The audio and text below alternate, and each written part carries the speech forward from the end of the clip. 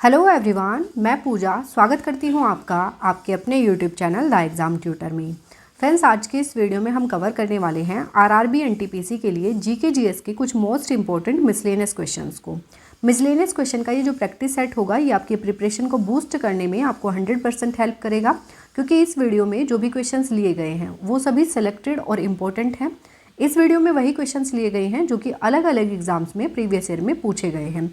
तो अगर आप ऐसे किसी भी एग्ज़ाम की तैयारी करते हैं जिसमें जीएस पोर्शन एक सिग्निफिकेंट रोल प्ले करता है तो ये वीडियो आपके लिए काफ़ी यूज़फुल रहने वाला है। तो वीडियो में एंड तक ज़रूर बने रहिएगा।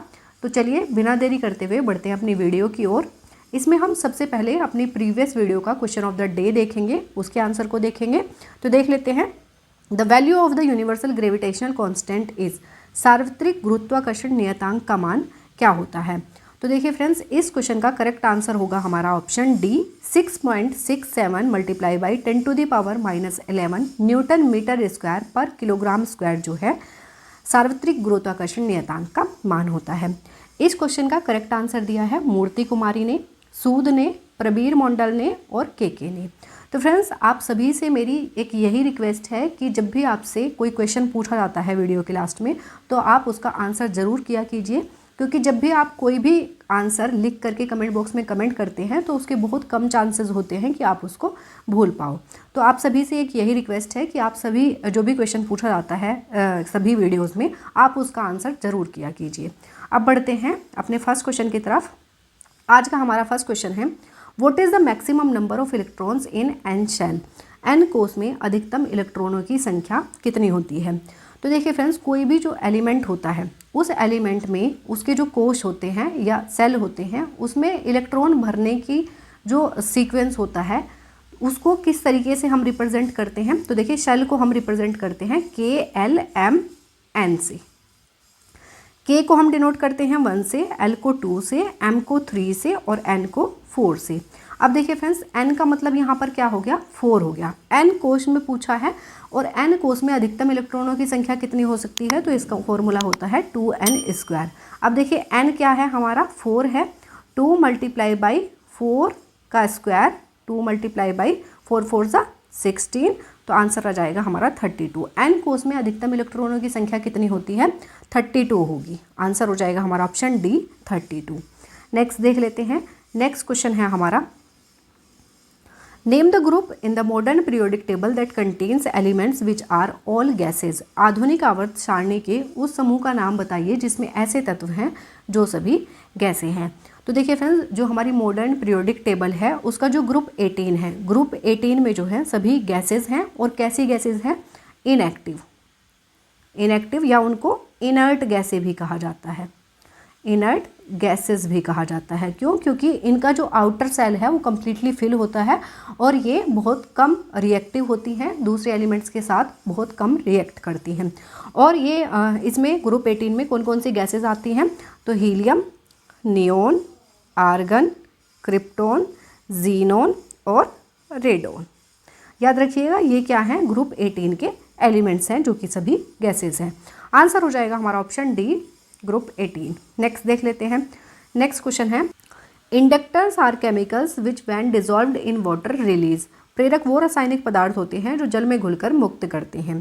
तो देखिए फ्रेंड्स, प्रेरक या इंडक्टर्स क्या होते हैं, इंडक्टर्स वो केमिकल्स होते हैं जो कि पानी में घुलने पर आयंस रिलीज करते हैं। क्या ये रिलीज करते हैं, आयंस रिलीज करते हैं। और ये एसिड्स भी हो सकते हैं, बेस भी हो सकते हैं और सॉल्ट्स भी हो सकते हैं।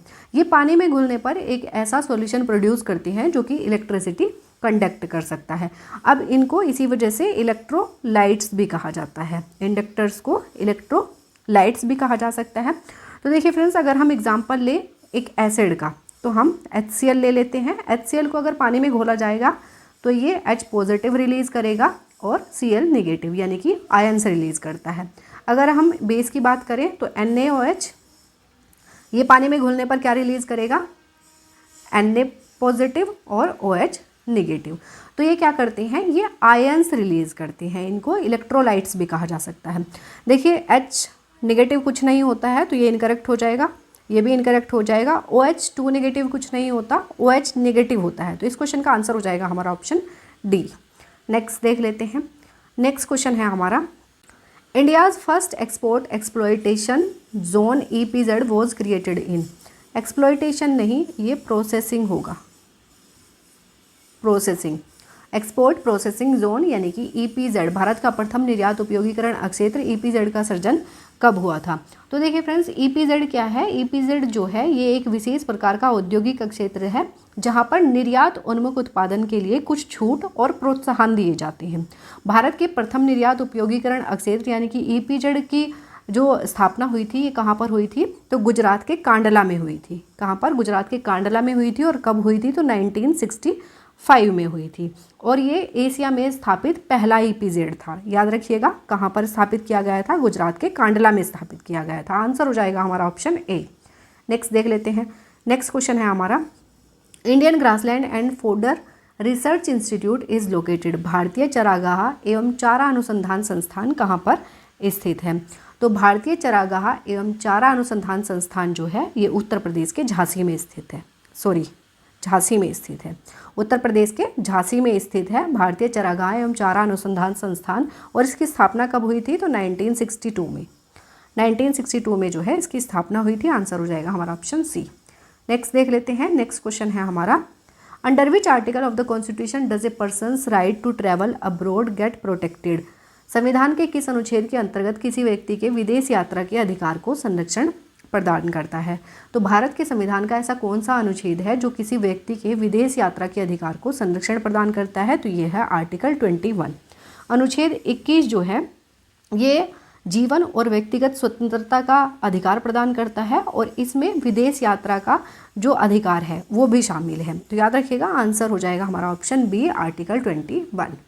नेक्स्ट देख लेते हैं। नेक्स्ट क्वेश्चन है हमारा, in which country did the concept of right to service first start. सेवा के अधिकार की अवधारणा सर्वप्रथम किस देश में प्रारंभ हुई थी? तो सेवा के अधिकार की अवधारणा जो है सर्वप्रथम शुरू हुई थी ब्रिटेन में। ब्रिटेन देश में जो है सेवा के अधिकार की अवधारणा सर्वप्रथम प्रारंभ की गई थी। आंसर हो जाएगा हमारा ऑप्शन ए, ब्रिटेन। नेक्स्ट देख लेते हैं। नेक्स्ट क्वेश्चन है हमारा, the president of India exercise his powers. Bharat के राष्ट्रपति अपनी शक्तियों का प्रयोग करते हैं। तो देखिए फ्रेंड्स, भारत के जो राष्ट्रपति होते हैं ये अपनी शक्तियों का प्रयोग जो प्रधानमंत्री के नेतृत्व वाली मंत्रिपरिषद होती है उसकी सलाह पर करते हैं। हालांकि कुछ शक्तियां ऐसी भी होती हैं जो उनके विवेकाधीन होती हैं और जिनका प्रयोग वे अपनी राय से करते हैं। लेकिन मेनली जो भारत के राष्ट्रपति होते हैं वो अपनी शक्तियों का प्रयोग प्रधानमंत्री के नेतृत्व वाली मंत्रिपरिषद की सलाह पर करती हैं। तो आंसर हो जाएगा हमारा ऑप्शन बी, सीधे अथवा अपने अधीनस्थ अधिकारियों द्वारा, डायरेक्टली और through his subordinate officers. Next देख लेते हैं। नेक्स्ट क्वेश्चन है हमारा, population control and family planning is a subject of which list of the 7th schedule of the constitution. जनसंख्या नियंत्रण एवं परिवार नियोजन संविधान के 7वीं अनुसूची के किस सूची का विषय है? तो देखिए फ्रेंड्स, जनसंख्या नियंत्रण एवं परिवार नियोजन जो है ये कंकरेंट लिस्ट का सब्जेक्ट है। किसका? यानी कि समवर्ती सूची का विषय है जनसंख्या नियंत्रण एवं परिवार नियोजन। आंसर हो जाएगा हमारा option C, concurrent list. Next देख लेते हैं। नेक्स्ट क्वेश्चन है हमारा, which of the following committee or commission recommended the formation of nyaya panchayat. निम्नलिखित में से किस समिति आयोग ने न्याय पंचायतों के गठन की सिफारिश की थी?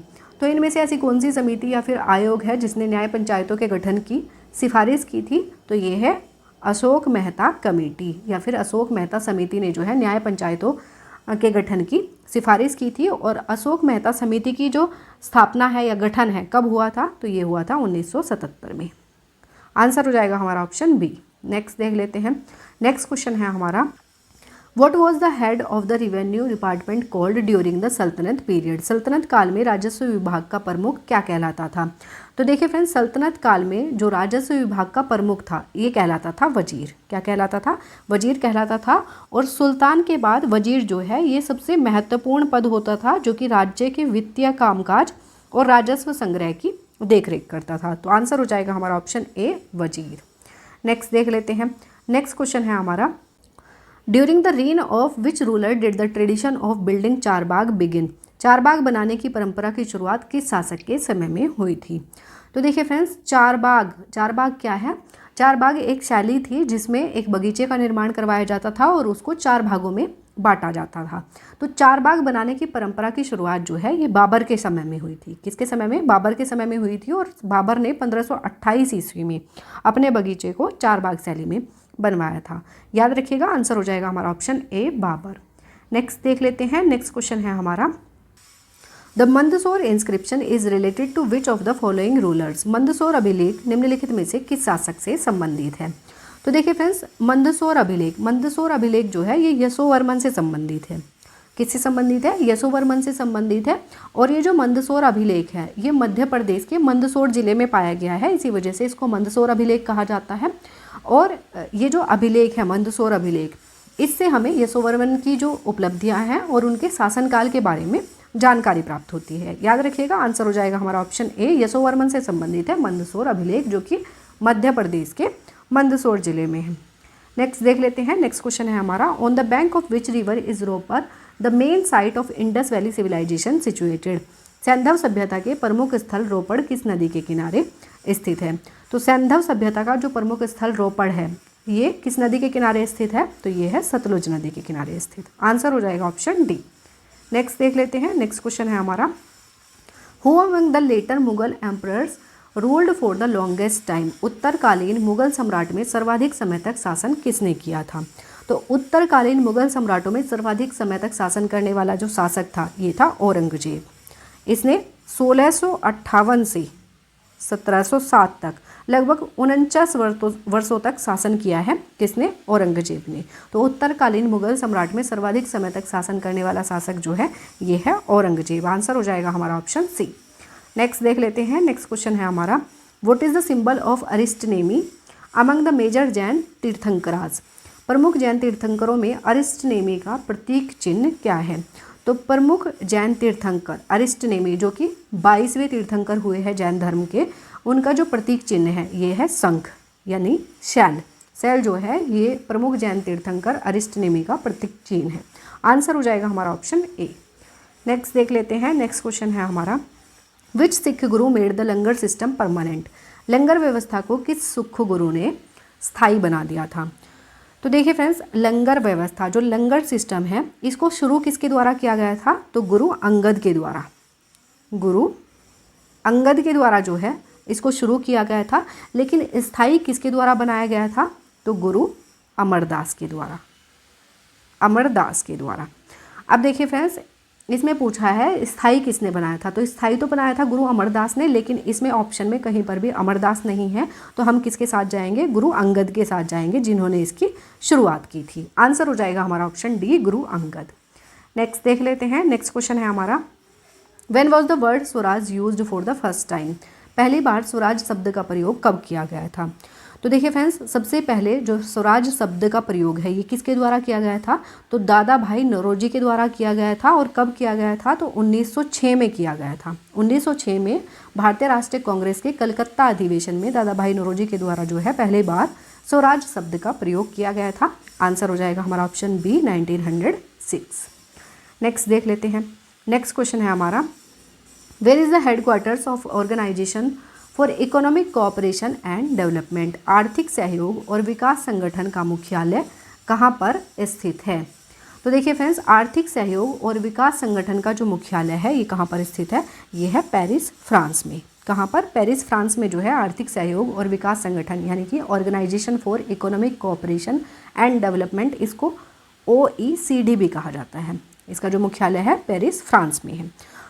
नेक्स्ट देख लेते हैं। नेक्स्ट क्वेश्चन है हमारा, the 49th parallel is the international boundary line between which two countries.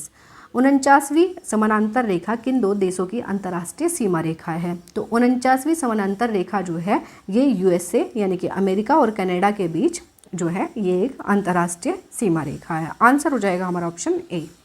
Next देख लेते हैं। नेक्स्ट क्वेश्चन है हमारा, which of the following is not a principal quantity. निम्नलिखित में से कौन मूल राशि नहीं है? तो देखिए फ्रेंड्स, मूल राशियाँ कौन सी राशियाँ होती हैं? तो मूल राशियाँ वे राशियाँ होती हैं जिन्हें परिभाषित करने के लिए अन्य राशियों की आवश्यकता नहीं पड़ती है, उन्हें कहा जाता है मूल राशियाँ। अब मूल राशियाँ कौन कौन सी होती हैं? तो देखिए फ्रेंड्स, लेंथ जो है ये एक मूल राशि है। मास मूल राशि है। Time electric current, quantity, heat, light और इंटेंसिटी। ये क्या है? ये कुछ मूल राशियां हैं। अब ऑप्शंस देख लेते हैं। तो देखिए हीट हो जाएगा, लाइट इंटेंसिटी हो जाएगा और मास हो जाएगा। ये क्या है? ये मूल राशि है। पूछा है मूल राशि कौन सी नहीं है इनमें से? तो देखिए वॉल्यूम जो है ये एक मूल राशि नहीं है। देखिए फ्रेंड्स, जो वॉल्यूम होता है, वॉल्यूम को परिभाषित करने के लिए जो है किसकी आवश्यकता होती है? ये डिपेंड करता है प्रेशर पे भी, टेम्परेचर पे भी, और जो इसकी स्टेट होती है यानी कि सॉलिड, गैस और लिक्विड, इस पे भी डिपेंड करता है जो हमारा वॉल्यूम होता है। तो याद रखिएगा वॉल्यूम जो है ये एक मूल राशि नहीं है। आंसर हो जाएगा ऑप्शन डी। नेक्स्ट देख लेते हैं। नेक्स्ट क्वेश्चन है हमारा, deficiency of which of the following nutrients is the most common cause of goiters. निम्नलिखित में से किस पोषक तत्व की कमी गंडमाला का सबसे आम कारण है? तो देखिए फ्रेंड्स, गोइटर को घेंगा भी कहा जाता है, हिंदी में इसको घेंगा रोग भी कहा जाता है। तो ये जो गोइटर डिजीज़ है ये क्या है? देखिए फ्रेंड्स, हमारी जो गला होता है, गले में या गर्दन में जो है एक ग्लैंड प्रेजेंट होती है जिसको कहा जाता है थायराइड ग्लैंड। थायराइड ग्लैंड जो है इसमें स्वेलिंग आ जाती है। क्या आ जाती है? स्वेलिंग आ जाती है, जिसकी वजह से हमारी गर्दन के पास जो है एक फोड़े जैसी स्ट्रक्चर बन जाती है, जिसमें जो हमारी गर्दन है उसका साइज़ काफ़ी बढ़ जाता है। ये होता है गोइटर डिजीज़। और ये किस न्यूट्रिएंट की कमी के कारण होता है? तो ये होता है आयोडीन की कमी के कारण। याद रखिएगा, आयोडीन की कमी के कारण जो है ये गोइटर डिजीज़ हो जाती है। आंसर हो जाएगा हमारा ऑप्शन ए, आयोडीन। नेक्स्ट देख लेते हैं। नेक्स्ट क्वेश्चन है हमारा, the coding segment of DNA is called as. DNA के कोडिंग खंड को क्या कहा जाता है? तो देखिए फ्रेंड्स, डीएनए का जो कोडिंग खंड यानी कि कोडिंग सेगमेंट होता है इसको कहा जाता है एक्सोन। क्या कहा जाता है? एक्सोन कहा जाता है। आंसर हो जाएगा ऑप्शन डी। नेक्स्ट देख लेते हैं। नेक्स्ट क्वेश्चन है हमारा, headquarters of the Commonwealth Games Federation are located in which country. राष्ट्रमंडल खेल महासंघ का मुख्यालय किस देश में स्थित है? तो देखिए फ्रेंड्स, राष्ट्रमंडल खेल महासंघ या फिर कॉमनवेल्थ गेम्स फेडरेशन, इसको CGF भी कहा जाता है। क्या? CGF यानी कि कॉमनवेल्थ गेम्स फेडरेशन। इसका हेडक्वार्टर कहाँ पर स्थित है? तो लंदन यानी कि इंग्लैंड में जो है इसका मुख्यालय है यानी हेडक्वार्टर है। आंसर हो जाएगा हमारा ऑप्शन सी, इंग्लैंड। नेक्स्ट देख लेते हैं। नेक्स्ट क्वेश्चन है हमारा, which country hosted the first FIFA football world cup held in 1930। 1930 में प्रथम फीफा फुटबॉल विश्व कप की मेजबानी किस देश ने की थी? तो देखिए फ्रेंड्स, 1930 में पूछा है।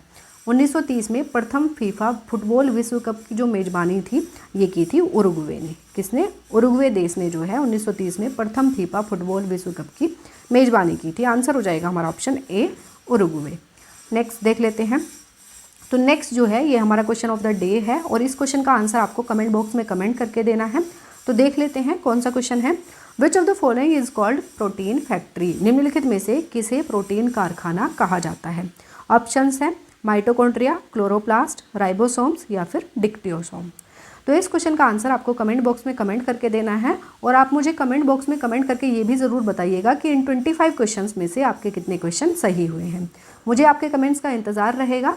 तो अब हम इस वीडियो को यहीं पर समाप्त करते हैं। आई होप ये वीडियो आपको पसंद आई होगी और ये वीडियो आपको अच्छी लगी है, हेल्पफुल लगी है तो वीडियो को लाइक और चैनल को सब्सक्राइब जरूर कर दीजिएगा। मिलेंगे नेक्स्ट वीडियो में नए क्वेश्चंस के साथ। तब तक के लिए wish you all the best, take care and thank you.